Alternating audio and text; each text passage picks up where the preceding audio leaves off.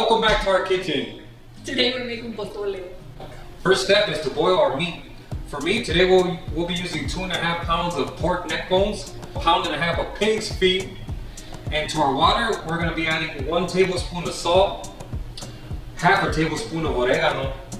We're gonna use 1/3 of an onion, and then we're gonna use this stuff, which is called wormweed, but we call it by its Spanish name, epazote. It sounds much nicer in Spanish, because who the fuck wants to put worms in there? Well, the reason it's called wormweed is because the native peoples would use it for intestinal issues, distress, parasites. So it's actually a medicinal, it's a plant that helps against worms. But we ain't gotta worry about all that shit because it's modern times. However, this interesting note about this dish is that we're using pig's feet, we're using pork neck bones. This is basically scraps, which is, for lack of a term, it's poor people food. They made do with what they had, and they came up with some bomb ass shit. So you don't have to use this, but also use chicken. You can make it vegetarian. You can use tofu if you like. Let's get started.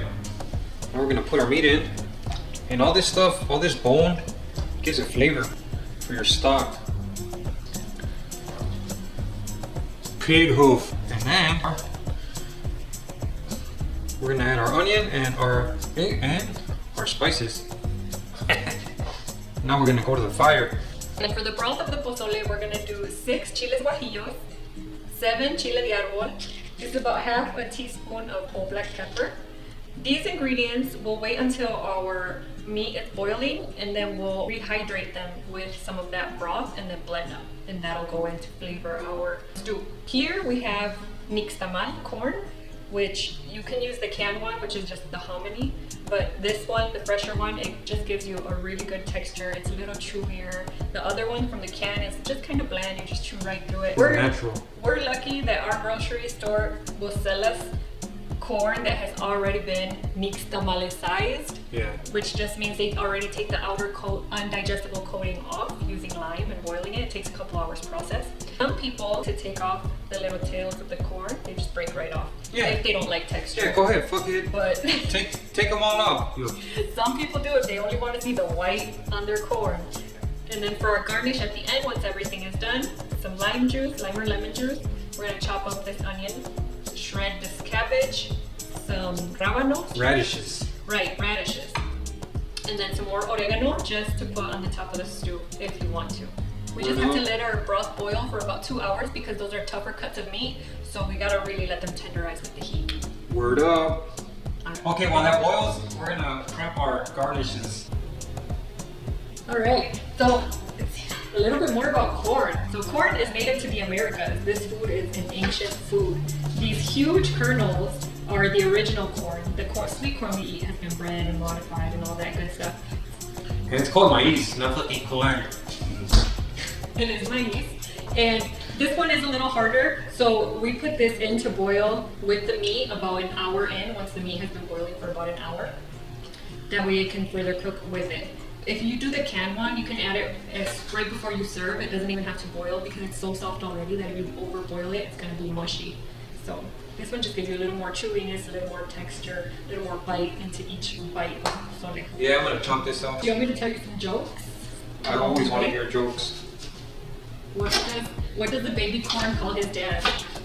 What does the baby corn call his dad? I don't know. Popcorn. That was a corny ass joke. I got one. Okay. What does corn have in common with the Army? Or the Marine Corps for that matter? I don't know. What does corn They have a lot of kernels. Waka waka. What do you call a corn that has been run over? Rum corn? Creamed corn. So if you're using chicken, you only want to cook the chicken for about an hour, and then you take it out of the broth and shred it, put it back in. That way you get chicken throughout your stew. If you're using tofu, don't overboil it because it can also fall apart. You just want to put in there for a little bit so it just boils a few minutes, and it'll get the flavor from the peppers and the herbs, and that'll be really nice. Tell you some more corn jokes. Okay, now we're gonna skim our broth for excess fat and scum. You see this gray? This gray stuff. It's called scum. We take it out because that's what people do. I think what it does is it pollutes the color of the broth. It clouds it. Yeah, it clouds your broth. Now that our broth is boiling, we're gonna go ahead and put our black pepper, your chile de arbol. You can, if you don't want spice, you can take the seeds out. I'm leaving them in. Break up your chile guajillo. And take some scoops of your broth. And we're just gonna let our peppers soak for a few minutes and then blend them. Enough broth to cover the peppers, and then we'll let those soak for about 5 minutes just to rehydrate them and get them softer. Then we'll blend. The meat has been boiling for about an hour and 10 minutes. Now we're gonna go ahead and add our maiz. And we'll let that cook with the meat for the rest of the time. Our peppers soak for about 10 minutes. Now we'll blend them. Because it's hot, you'll want to vent your lid. Our meat's been boiling for about an hour and a half now. Now we're gonna strain our chile mixture into our broth. Look at that, how pretty that is. You add some of your broth like yonder, and then you just go like yeah. And we are done. Going to give this a quick stir. I'm gonna add a little more salt. When you add salt, just do it to your liking.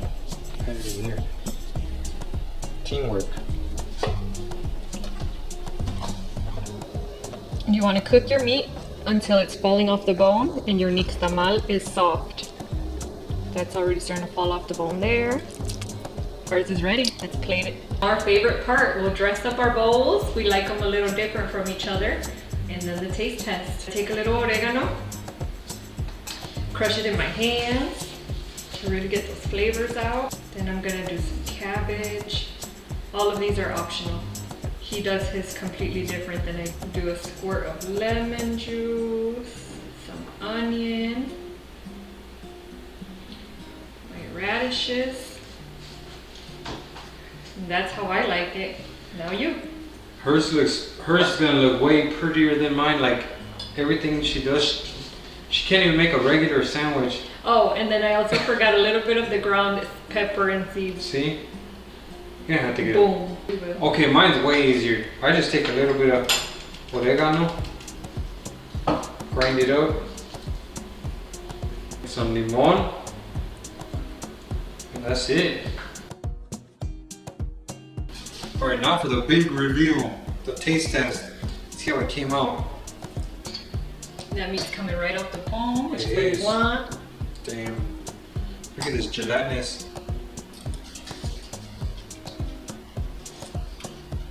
Perfect. I'm gonna taste my pig feet. It's bone sucking good.